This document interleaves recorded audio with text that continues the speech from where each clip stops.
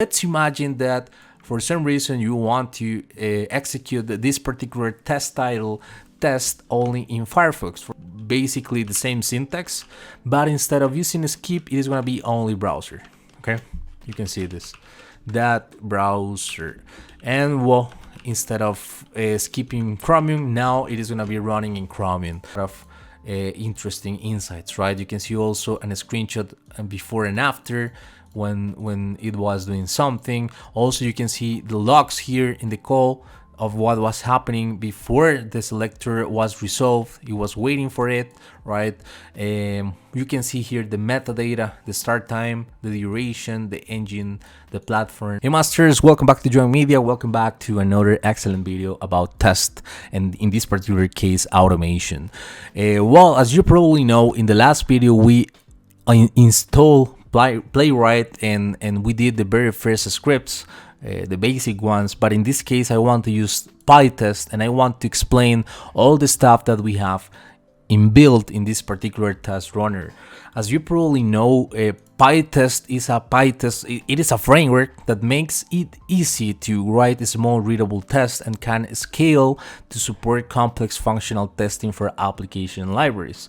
Well, in this case, Playwright has already a plugin integration, and we have a full documentation here with a lot of stuff. Obviously, I'm not covering everything. However, I'll try to check the basic ones, and I hope that you can come here and check them also, right? Because well, I'll just give you an overview, of course, right? But let's start installing the library in your system, in your computer. If you are using Windows or Mac, it doesn't matter because it is going to use the PIP dependency manager to install PyTest. All right, so I'm gonna copy this and I'm gonna install it in my computer. Right, as you're gonna see, well, as it is telling me that the requirement is already satisfied because, well, I have done that command before, but in your case it is gonna take a few seconds. Okay, so I'm gonna clear my console, and the next step that we have to do is well, in my case I have created a folder named PyTest. Okay, and as you can see, I have also created a file inside of the PyTest folder, which is named test_sourcedemo.py.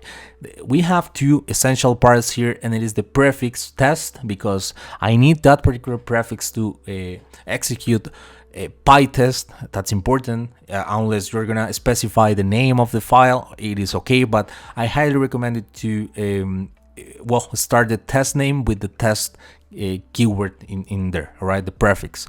And then we have the extension py, because it is a Python extension basically, right? And well, I'm gonna be importing a couple of stuff here. The first one is a page from the Playwright Sync API. Right, this is a library that is already well, downloaded when you install Playwright in your system. If you want to learn how to do it, I have a video exclusively to install Playwright, Python, and all the stuff that you need for this matter. Okay, and then also, well, I'm gonna be importing the PyTest library that I just installed a few seconds ago, right? Well, so I can start the test, and you probably you're probably wondering, what are we going to test? Okay, so it is going to be the source demo website. This particular website, it is a simple signing website, right, where we can enter a username, a password, and a login. Okay, if I enter the correct login, you're gonna see that I'm gonna be accessing a website or a path named inventory.html, right? However, I want to check what happens if I enter directly the inventory.html without the correct sign in, right? Okay, let's do it again. I'm sorry. Inventory, probably there was a cookie or something there, but it shouldn't work. Inventory.html. Okay, there it is. You're gonna notice that we're gonna have a message here telling me epic sad face, you can only access inventory.html when you're logged in. So I'm gonna be testing a couple of things here. I'm gonna check the title of the website. Let me show you this. in the HTML, we have a swag labs value in the title tag. All right, so I'm gonna check that, and also I'm gonna be checking that this particular message is well displayed when I'm accessing inventory.html when I'm not logging in the system. Okay, that's the very baseline scripts that we're gonna be doing today. So how I can do it, how I can test that, we have two options here. I'm gonna create the very first script, which is I'm gonna start with def, which is the function definition for Python, and I'm gonna start with the word test. That's also important. You need to use the prefix test for this. I'm gonna use the name of the test that I want to check is title validation, for example, and then I'm gonna be using the page that I have imported from Playwright. Okay, this is important because it is gonna allows you to have some auto competition in your Visual Studio Code. Okay, so now that it is a function, well, I want to use the command page that go to. Okay, and here what I'm going to do, what I'm going to be visiting or going to is this particular website, which is saucedemo.com, and then I'm going to be using the assert from PyTest, and I want to make sure that the page, that title, is equal to swag labs, right? Do you remember that? Let me show you this. I'm going to inspect the HTML, and I'm going to be looking for the title tag, and the title value is equal to swag labs. So I want to make sure that this is the correct value. So let me check if it is okay, if I am not doing some mistake in the middle, because it needs a double equal here. There it is. If I run PyTest, you're gonna notice something. Okay, check this in the console. It is telling me that it is gathering one item here. Okay, and well, one item has passed, one test has passed. Let's imagine that I place an incorrect assertion value here, swag labs 2, and of course it is not going to work because it is gonna actually have an assertion error. You can see that there is a 2 that and a space that it is not in the HTML, right? And that is fine because it checks or actually confirms that the assertion is working correctly. However, you're maybe noticing that we haven't seen anything in the desktop. There is no browser, there is no execution demonstration, and it is because it was executed automatically in headless mode. So if you want to see the UI, right, the browser instance running, you are gonna need the work headed over here, the tag headed, and you're gonna notice that it is gonna be executed correctly here. So I'm gonna save the value again, and I'm gonna run PyTest headed, and you're gonna notice that it is gonna be working fine now. The assertion is working as expected. Okay, so it is okay. I'm gonna clear the console, and I want also to check the another thing that I told you, right? I'm gonna make a copy of this function. I'm gonna paste it over here, and instead of going to saucedemo.com, I am gonna be going to inventory, right? Inventory.html, which is the site that I just told you that I need to be signed in order to get access, or if I am not, I'm gonna have an error here, and you're gonna notice that this error is an H3 tag, this one over here. And if I look for every H3 tag that I have in my HTML, it is telling me that I only have one of them, so I can access directly to that particular node. So let's go ahead and do it. I'm gonna come here, and I'm gonna, instead of using the page.title, I'm gonna be using another command named inner text. Okay, and inside of this inner text, I'm gonna be referencing the H3 node that has the text. Okay, so now instead of swag labs, right, I need to access or actually copy the value that I have inside of that particular HTML tag. Okay, now I'm gonna be running this using PyTest headed, and you're gonna see that I'm gonna be running only one test. You're probably wondering why, because we have the same name for this. I'm gonna name this inventory site. Okay, and you're gonna notice that now it is going to be executing a couple of items which are different URL functions, right? Different scripts. So now it is working fine. You can see that we have 2 tests passed, and it is okay, right? Of course, if I change the message here, it is also, well, we're gonna have an assertion error, and you're gonna notice that it is gonna be working fine. There it is. There is no space and number 2 in the message in the HTML, right? I hope that you get the idea. Now that I have done this, you're probably wondering why I am, or you may have the question if it is possible to grab the sourcedemo.com in a variable, because probably if you're working in a real project, right, there are different scenarios, or actually different URLs, different test stages, right? So you can have this in a single variable, so you can access directly the root and also only the inventory.html using the base URL command. Let me show you this. I'm gonna clear my console and I'm gonna be running PyTest headed, but now I'm gonna be actually specifying the browser. I'm sorry, no, it is not the browser, it is the base URL, if I am not wrong. Okay, and well, after you specify this, you need to actually specify the URL that you want to have as a base, and in this particular case it is going to be sourcedemo.com. and notice that the first script that was test title, it is not referencing the sourcedemo.com anymore, because it is only referencing the home site. And in the second scenario, we are accessing only the inventory.html site, and that is okay, and that's an amazing way to have this automatically set, and we can dynamically change the URL depending on our needs. And that's cool. You can see that it is working fine. In case I don't specify the base URL, of course it is not gonna work, and you can see that over here. It is working. I don't know why. Let me see. PyTest. Oh, it is because I haven't saved the Python scripts. Okay, let me show you this. Now it is not going to work because there is no /site, right, or /inventory.html. It needs the command or the flag base URL, as I was telling you before.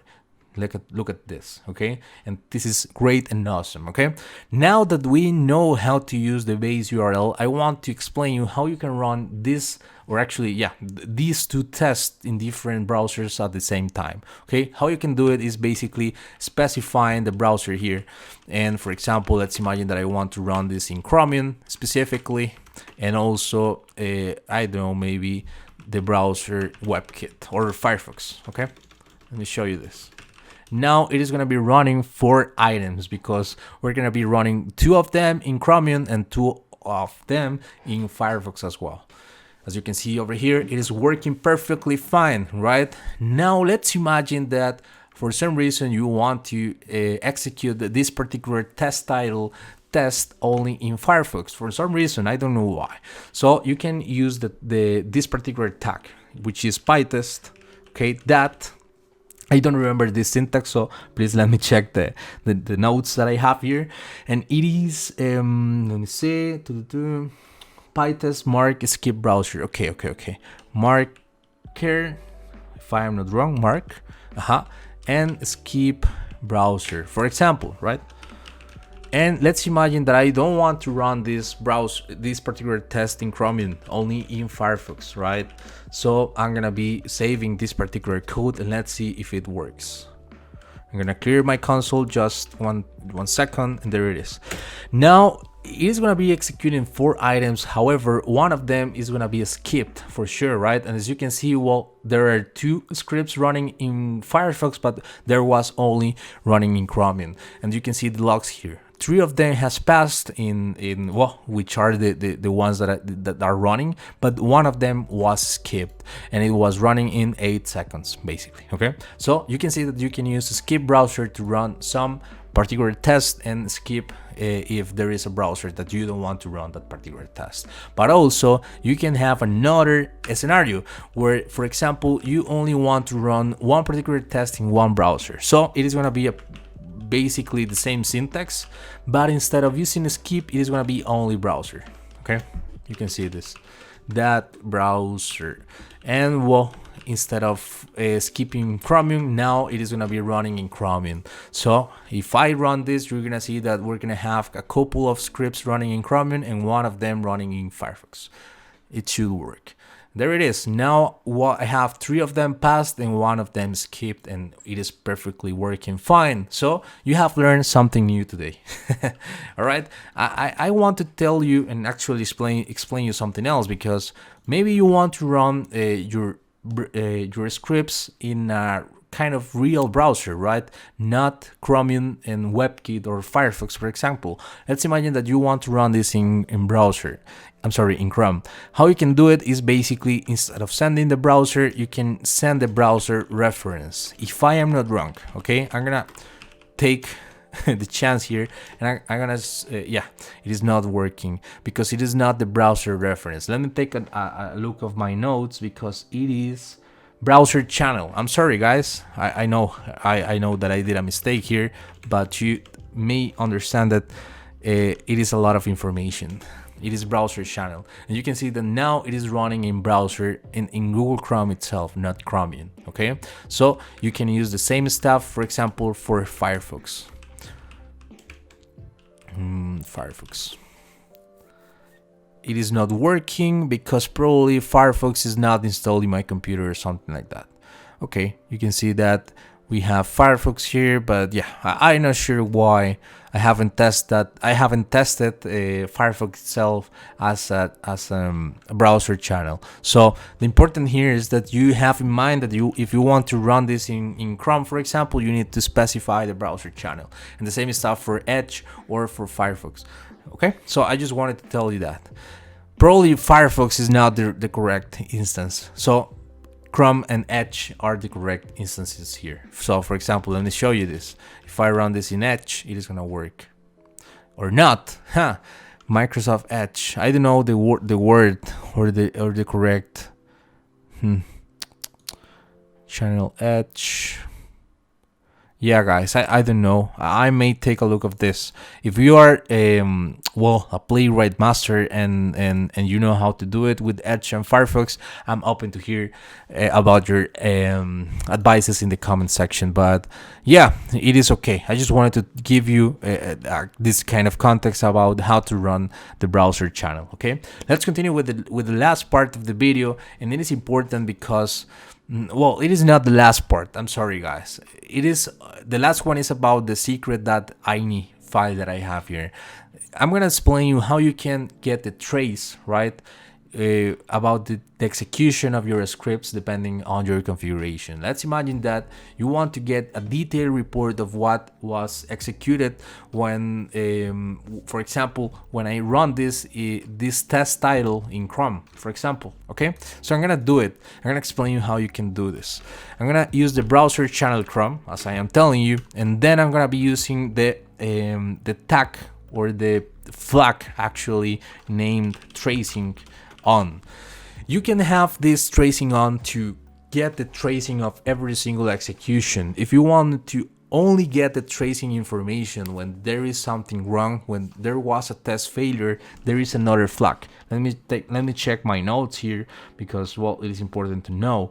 The specific tag is retain on failure, and you can take a look of this in the documentation of Playwright, right? But in my case, I want to get every single tracing just for the demo purposes, right? So you're gonna see that it is gonna be working on Chrome, both of them. And now I have a folder here named test results. Okay, and as you can see, I have the first folder basically telling me that this is the logs for the test, the inventory side execution, and I have another folder for the PyTest title execution. So we have a couple of options here. We can grab this trace.zip and open the website trace.playwright.dev, so I can drag and drop the file here, or I can select the file and select and load it as you probably know. But there is other options, which is the command playwright. Okay, playwright, then the command show trace, and then you can get actually specify the trace.zip file name itself.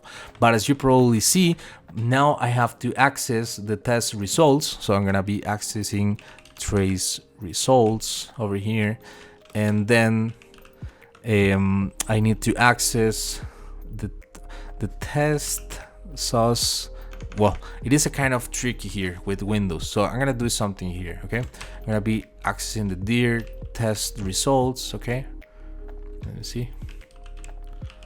You can see here, and now inside of this I can access one of the options, and you can see that I am accessing the trace.zip here. So now instead of using dir, I'm gonna be using the command playwright show trace, if I am not wrong. Yeah, and then I need to specify the name of the file trace.zip. Okay, there it is. Now it is going to be opening one instance of the browser, and you can see the traceability of what was happening in the test execution. You can see like a timeline, right, of what was happening here. There in this particular second moment, we were navigating to the website. Then I was checking the loads and all the stuff that you can see here. Now I have in the left part the actions. So for example, you can see here the instant where I was going to the page inventory.html, for example. Then the moment where I was checking the h3 tag to make sure that it has the value, epic sad face, and so on, right? You can see the selector here, the duration. Also you can see the console, the network, if there was something intercepted, and also the source of my test. You can see that, for example, if I click on page go to, it is telling me that it was running this particular line of code. But if I click on this line, I was checking this assertion over here. So it is a lot of information that can help you and actually give you a lot of interesting insights, right? You can see also a screenshot and before and after when it was doing something. Also you can see the logs here in the call of what was happening before the selector was resolved. It was waiting for it, right? You can see here the metadata, the start time, the duration, the engine, the platform, the viewport information, and the counts itself, right? So yeah, this is great. This is a good way to trace the test execution. Now I want to give you a bit of insights of what is the secret.ini file that I promised at the beginning of this video. You're gonna understand. Basically, this secret.ini is not named secret. It is named PyTest, okay? And this file allows you to have like options hard-coded in a file, so you don't have to, well, take care of in every single execution. You have to actually send all the parameters in the console, right? Because it could be, well, kind of bothering and could be tricky. You can get all the options that you want in this particular PyTest file, okay? PyTest.ini. It is important. This is the correct format of this, and inside of this you're gonna need to specify in the line number 1 the PyTest keyword over here, and then you're gonna need to add the add options and equal, and then all the options that you want to have for that particular file, okay? So for example, I'm specifying the base URL, right? I want to run that in Firefox and Chromium. I want to run that in headed mode over here. There is another tag named slow motion. That's another parameter that you can set using PyTest. And I want to have the tracing on feature to get, well, the zip files, so I can monitor what was happening in the test execution over here. So yeah, guys, so for example, now instead of sending all the parameters here, I only can say that I want to run PyTest, and it is going to be running all the items or all the Python scripts that I have in the folder, because it is going to be using the pytest.ini file to, well, grab all the parameters that I needed. So yeah, I just wanted to give you this overview because I consider it is important. I hope that you enjoy it, and let me know in the comment section if you can give me a bit of context about the browser reference, or I don't remember exactly the word. Let me see over here. It was the browser channel, how I can invoke Edge and or Firefox, or well, I'll try to research a bit of that for the next video for sure. Okay, so guys, please let me know as I'm telling you before, your thoughts in the comment section. Please hit the like button, and I hope that you can, well, subscribe and keep watching more videos in JoanMedia. See you in the next one, guys. Bye bye.